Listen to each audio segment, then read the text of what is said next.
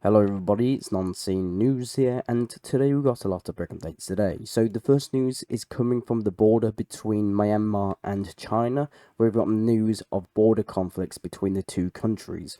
So we've got news that the Chinese army actually opened fire on MiG-29 fighter jets from the Myanmar Air Force as they were bombing rebels near the Chinese border. So we can see here in the bottom left corner, we can actually see the Chinese anti-air forces firing rounds up into the sky near MiG-29 fighter jets near the border between Myanmar and China, because these MiG-29 fighter jets were bombing rebels near the Chinese border.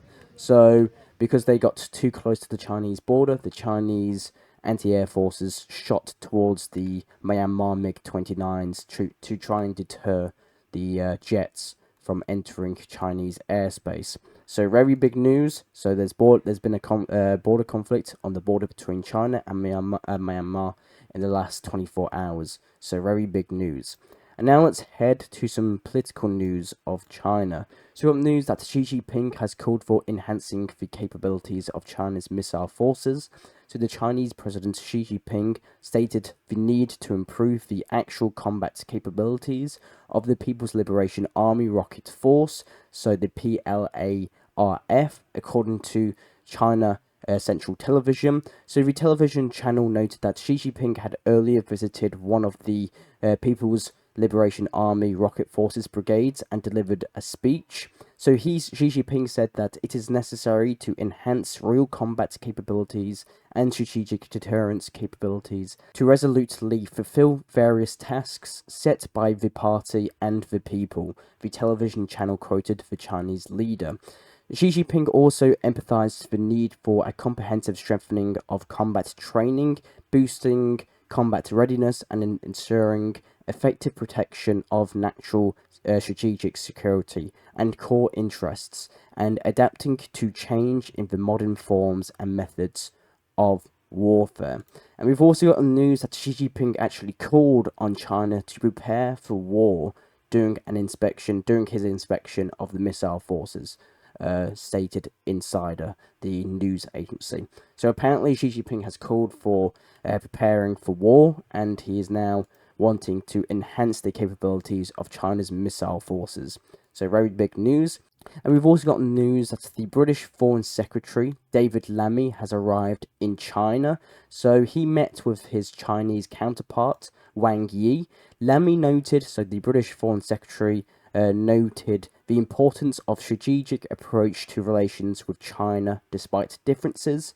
China declared, I quote, a new starting point in bilateral ties, emphasizing that great power rivalry should not dominate this stage.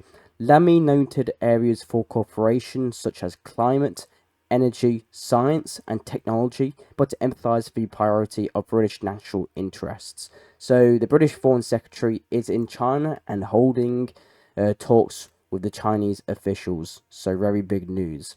And now let's head to South and North Korea. We've got news that South Korea's National Intelligence Service has confirmed that North Korea has begun sending special forces to Russia on October the 8th. So according to the NIS, the North Korean soldiers are currently stationed in Vladivostok and various of Far East cities in the Far East of Russia, and they are undergoing training before being deployed to the front lines in the Kursk region. These soldiers have received Russian uniforms, weapons, and fake identities to disguise their involvement. The reporters also noted that since August 2022, North Korea has supplied Russia with over 13,000 containers of weapons. So South Korea apparently confirms North Korean presence in the far east of Russia, and they are doing training to be sent to the Kursk region, apparently according to South Korea. So North Korea has apparently deployed one of its most secretive units, its Special Operations Forces, to Russia, according to the Telegraph. A 2021 US intelligence report states that this elite unit is highly trained, motivated, and equipped with the best gear available in North Korea.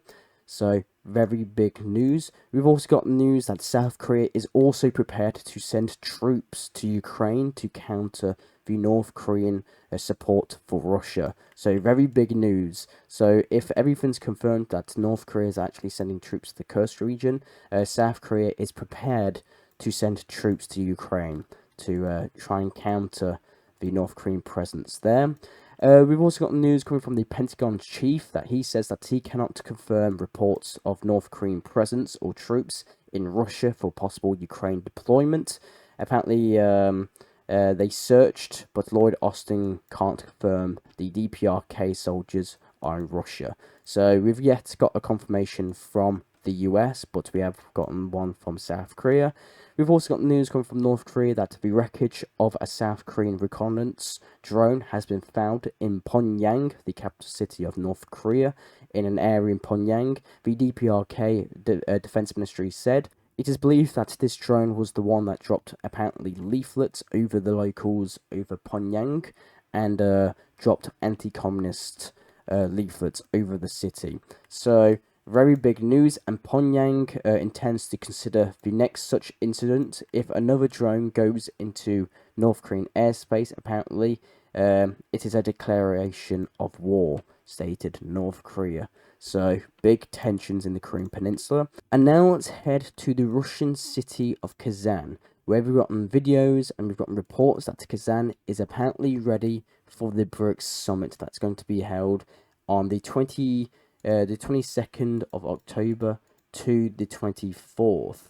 So if you can see here in your bottom left corner, we can see the city actually that is apparently done with preparations. So if you can see here in your bottom left corner, we've got videos from locals and government sources of the city with lots of BRICS posters around the city. So very big news, and Kazan is ready for the BRICS meeting, well, the BRICS summit. And we've gotten some political updates coming from Russia. So we've got news that Putin held a meeting with BRICS media leaders. So you can see here in your bottom left corner, we can see Putin meeting with member countries. So members from, officials from different BRICS nations, countries. So Putin held a huge meeting, and I've gotten basically all the big statements that Putin said in this huge BRICS meeting. So he actually talked a lot about, Ukraine and a lot of just stuff. So let's just get started. So the first stop point from Putin is that Russia is apparently interested in ending the conflict in Ukraine as soon as possible. Russia will monitor if any Western country attempts to transfer nuclear weapons to Ukraine. Russia will not allow nuclear weapons to appear in Ukraine under any circumstances. Any step by Ukraine towards developing nuclear weapons will be met with an appropriate response. It is not difficult to create nuclear weapons in the modern world, Putin says, but it's very unclear whenever actually Ukraine is capable of creating nuclear weapons. Russia is ready to engage in dialogue on peacefully resolving the conflict in Ukraine, but only based on the 2022 document.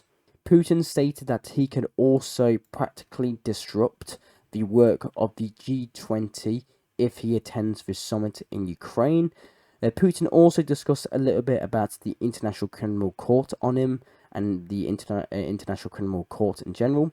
So Putin stated that the International Criminal Court decisions can be easily bypassed by signing intergovernmental agreements between countries.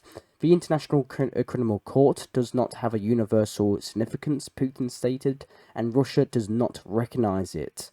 Putin commented on trade routes, so the Northern Sea route. So the Northern Sea route is a global route attracting many significant interests from many BRICS member countries, Putin stated.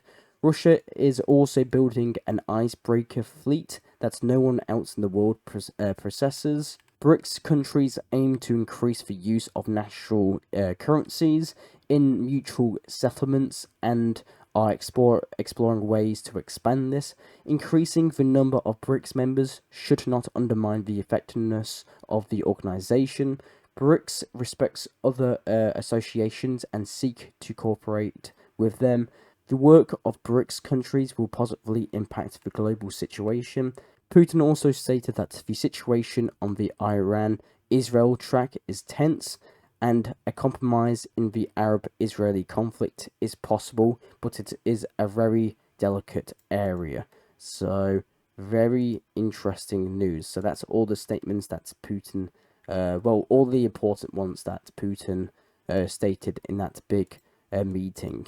We've also got news that Putin met with the UAE president. So you can see here in the bottom left corner, Putin meets with the president of the UAE. So Vladimir Putin highlighted the mutual trade turnover between Russia and the UAE, tripling over the last 3 years during his informal meeting with the president of the UAE, Mohammed.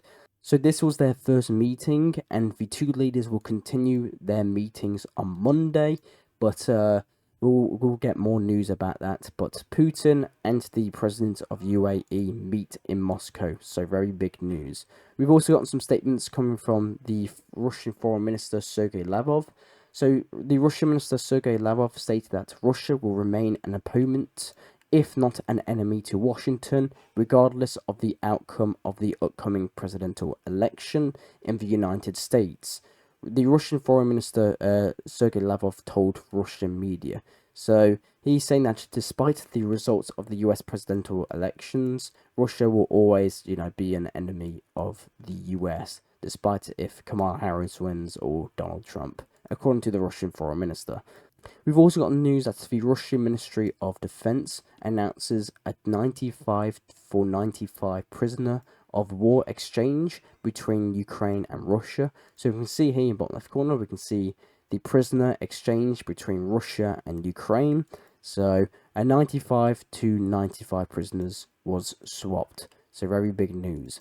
And now let's head to Ukraine, where we've got news that the Dutch defense minister announced that the Netherlands will supply Ukraine with advanced reconnaissance drones valued at 42.6 million euros. These drones will play a crucial role in real-time intelligence. The Dutch defense minister also highlighted the Netherlands' active support for Ukraine, which includes leading efforts on F-16s and contributing to initiatives like the Czech Republic's munition search. So the Dutch Minister of Defense has gifted Ukraine with advanced reconnaissance drones valued at 42.6 million euros. We've also got news that France is set to deliver 12 Caesar self-propelled guns to Ukraine, financed by interests from frozen Russian assets amounting to 300 million euros. So France is set to deliver 12 Caesar self-propelled guns to Ukraine. We've also got news that Ukraine and Germany have signed an agreement to immediately strengthen Ukraine's air defense following the recent G7 defense ministers meeting. So the agreement entails financing individual or joint projects to enhance Ukraine's air defense capabilities. Additionally, Belgium, Norway, the Netherlands and Denmark will participate in supporting the initiative, demonstrating a collective effort to bolster Ukraine's defense against aerial attacks from Russia.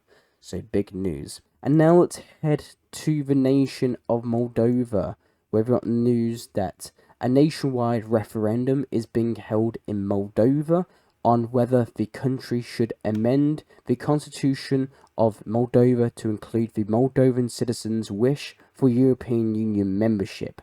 So there's a huge referendum being held in Moldova on EU's membership. So the citizens have to vote on a referendum in EU on either rejecting the EU path or approving the EU path. So at this current time of recording, so you can see here in the bottom left corner, at this current time of reporting, Moldova's referendum is still edging towards rejecting the EU path. So there's 50.12% of people are saying no to the EU path to the European Union, and there's 49.88% saying yes. So maybe at the time I publish this video, it will be more yeses than no. But either way, there's a huge referendum being held in Moldova, and I'll keep you updated if it's a yes or no, and more updates on the referendum. So very big news. We've also got news that a massive protest erupted in the capital city of Georgia.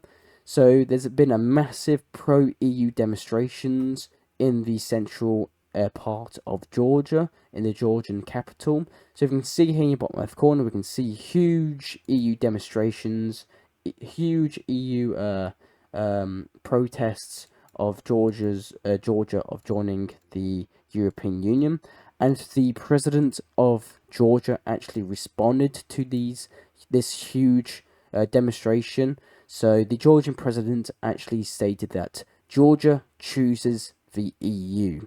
She also addressed the presidents of Moldova and Ukraine that we will join the EU together. So, according to the president of Georgia, Ukraine, Moldova, and Georgia will join the EU together. So, big EU news come today. And now let's head to Serbia. We've got news that in Serbia, the memory of Soviet soldiers was honored on the 80th anniversary of Belgrade's liberation. So, 80 years ago from today, the Soviet Red Army, aided by Yugoslav troops, liberated Belgrade, then the capital city of Yugoslavia and the current capital city of Serbia, from Nazi occupation. So the Soviet-led forces engaged in the Belgrade offensive that included 660,000 soldiers, 4,477 artillery pieces and mortars, and 421 tanks and self-propelled guns, and 1,250 planes. So there's at this very moment there's huge celebrations with Russian and Serbian flags around the city of from Belgrade's liberation from the occupation of German forces in World War II.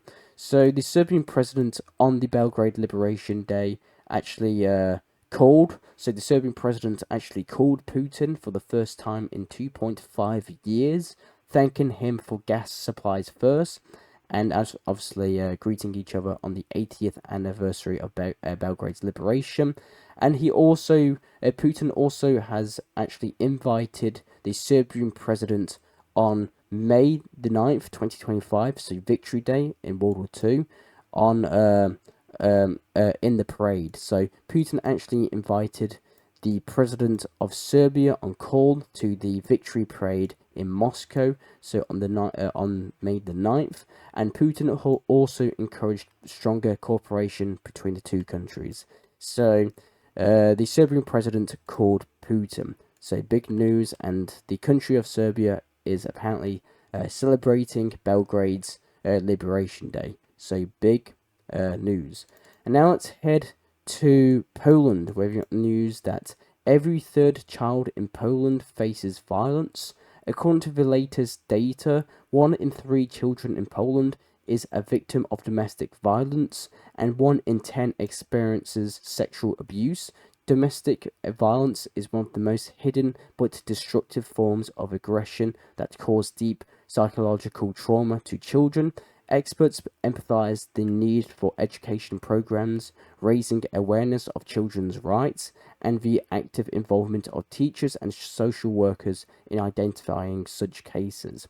So apparently, according to Polish data, 1 in 3 children in Poland are apparently victims of domestic violence, and 1 in 10 experience sexual abuse. So very sad news coming from recent pollings in Poland. And now let's head to Germany, where we've got news that Britain and Germany is to sign a historic security pact. So the pact is expected to allow British and German forces to conduct joint military exercises on NATO's eastern borders. So there's been some huge news that apparently Britain and Germany is to sign a huge security pact which allows British and German forces to actually conduct joint military exercises on the NATO's eastern borders. So maybe Estonia and Latvia to probably Finland and Norway. So apparently Germany and Britain are going to be signing huge military agreements. The next news is coming from Paris, where we've got news that a rally of support of Lebanon is taking place in Paris. So you can see here in the bottom left corner, we've got some small protests in Paris of Lebanese protests. We've also got news that the French foreign minister is apparently negotiating with its partners on possibility of immediately inviting Ukraine to NATO. So this is actually coming from the French foreign minister. So during his visit to Kiev, so France is negotiating with other Western countries in immediately actually inviting Ukraine to NATO now. So big news. And now let's head to Britain, where we've got news that Britain is to release prisoners early due to prison overcrowding. So about 1,100 prisoners will be released early in Britain next week due to severe prison overcrowding. In September, more than 1.7 thousand criminals were also released on patrol due to a shortage of places in Britain's prisons. Almost 40 prisoners were released by mistake. At the same time, they were returned to prison. So Britain is to release 1,100 prisoners next week due to prisons overcrowding, and there's not enough space. And now let's head to Egypt, where we've got news that the Egyptian president names conditions that will help restore peace in the Middle East. So a settlement to the conflict in Gaza Strip is possible with the political will of all parties and pressure from the international community, the Egyptian president said at a meeting with the delegation from the US Congress. So the Egyptian president stressed that the need for a ceasefire and an exchange of hostages and the provision of humanitarian aid, and he noted that the creation of an independent Palestinian state would also help reduce regional tensions. The US officials supported Egypt's efforts to restore stability and reaffirmed their intention to continue coordinating with the Egyptian authorities to achieve security in the region. So the Egyptian president laid down his thoughts on peace in the Middle East. So very interesting news. And now let's head to Gaza, where we've got news that humanitarian aid airdrops are happening. So you can see here in the bottom left corner, we can see humanitarian parachutes over the Gaza Strip delivering cargo of humanitarian aid. So you can see here, you can see lots of cargoes, lots of boxes coming down on parachutes to deliver the people of Gaza humanitarian aid. And now let's head to Israel, where we've got news that Benjamin Netanyahu's house was actually attacked by a Hezbollah drone, the Times of Israel reported. So the Prime Minister's office confirmed the incident and reported that that Benjamin Netanyahu and his wife were not home at the time of the attack and no one was hurt.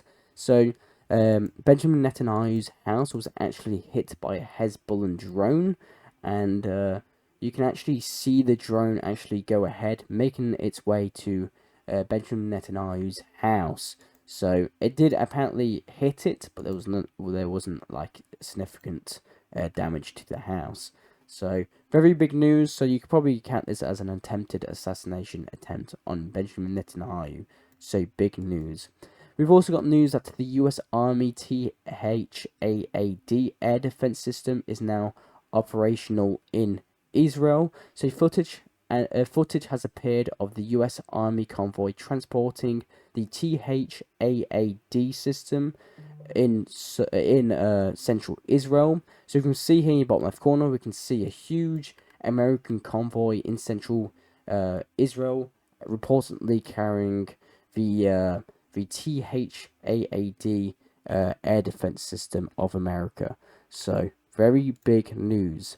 We've also got more videos and more pictures of Israeli airstrikes in southern Beirut, so the capital city of Lebanon. So strikes on the capital city continue to go with no stopping seen at the end of the tunnel yet.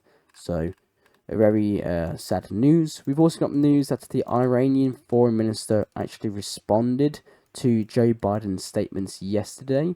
So yesterday we had news. We talked about this. Well, last video, I believe. Last video we talked about how Biden stated that I know how and when Israel will respond to Iran, but I will not disclose the details. So the Iranian president, the Iranian minister actually responded to Biden, and he stated that anyone who knows and when Iran will be attacked will be held accountable. So threats are coming from Iran towards Joe Biden there.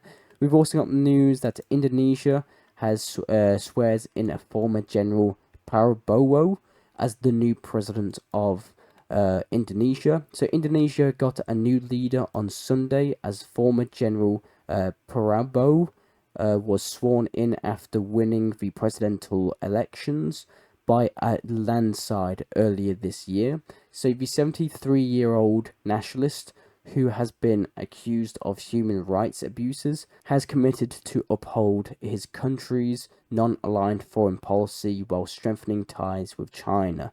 So there's a new president in Indonesia, and he wants to, apparently according to him, he wants to strengthen ties with China. So in the near future, we can see Indonesian and Chinese relations improving. And now let's head to Cuba. So Cuba now suffers through the third day of complete blackout through the country. So 3 days now, Cuba has not had electricity going through the country. So after the ministers had promised that the second power station would be brought back online on Sunday, the national power grid completely failed again on late Saturday. So the Havana Electric Company confirms the power grid failure on their Telegram channel at 10:25 p.m. Saturday before removing the post without an explanation later. The Cuban Prime Minister actually blamed the power crash earlier this week on fuel shortages, which Cuba has blamed on the US. So very big news. So Cuba now experiences its third day without electricity. So huge nationwide power outages through the country. So very big news. And we've also got news that another country is also experiencing some nationwide power outages, and it is Venezuela. We've got no confirmation of this, but we've gotten some reports that nationwide power outages are reported across the South American country of Venezuela. So very big news. And now let's head to the US, and more specifically coming from the state of Pennsylvania.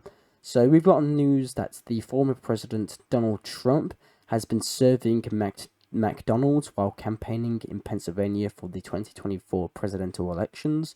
So Donald Trump has started his first shift in McDonald's. So you can see here in the bottom left corner, we can actually see him doing the fries and actually taking customers at the windows drive through. So you can see here in the bottom left corner, he says that he's made it himself. Trump serves McDonald's customers after repeatedly stating that Vice President Kamala Harris lied on her previous past of working in McDonald's. So now Donald Trump can actually say that he's worked for McDonald's, and if you can see here in this video, he serves the people of Pennsylvania in McDonald's. And now let's go to the last news from today, which is coming from the royal visit through Australia. So we had reports that the King of the United Kingdom, King Charles, landed in Brisbane. Now he's made his way to Canberra, which is actually here. So the King Charles was interrupted in his speech by some protests from an Indigenous campaigner. So she shouted that you are not a king, this is not your land. She demanded the king apologise for British atrocities in Australia. So the king was doing his speech in Canberra, and the capital city of Australia, Canberra, and he was uninterrupted by some protesters. So very interesting news. And that's all the news I actually have for you today. I am Non-Seen News. I'll try and provide you news that medias around the world do not show you. I do these videos hopefully daily, so consider subscribing and liking. Thank you very much for watching, and I'll see you all later. Bye.